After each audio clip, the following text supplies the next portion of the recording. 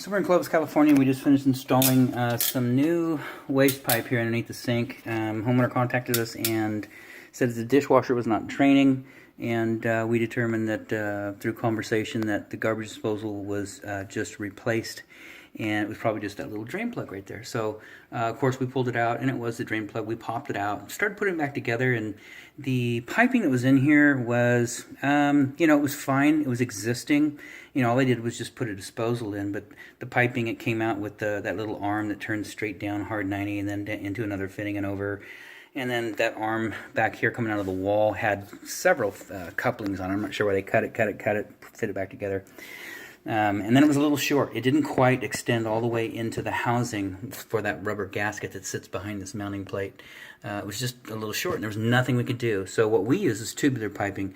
This first piece right there, that telescopes in and out of that housing, which is real nice, because when you want to move something around, all you do is you loosen up those two screws, take them out, and then loosen up that nut, and then this piece of pipe just slides back away from the garbage disposal, which allows you to take it apart. So you're good there.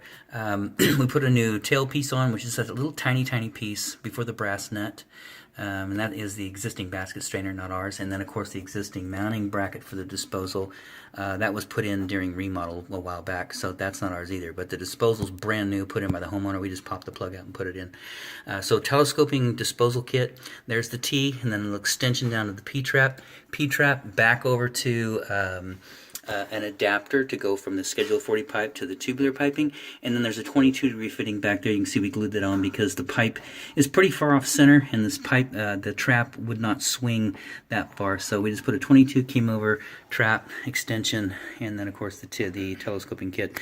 The disposer, the drain line for the dishwasher is supposed to go to an air gap. That's code.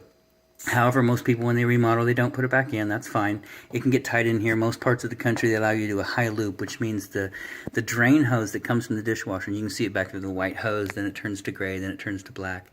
That is supposed to loop up as high as it can up into the cabinet area and then back down. And in theory, what it's supposed to do is once that water gets over the top, it gravity drains down to the disposal if there's any standing water. If it starts to back up, it won't push up, in theory. So anyways, that's not our installation. What we did do is the existing 5/8 hose, which is the smaller hose, was stuffed into an existing 7/8 hose, but no clamp on it. So it was free to pop out, with any time something moved or too much water pressure.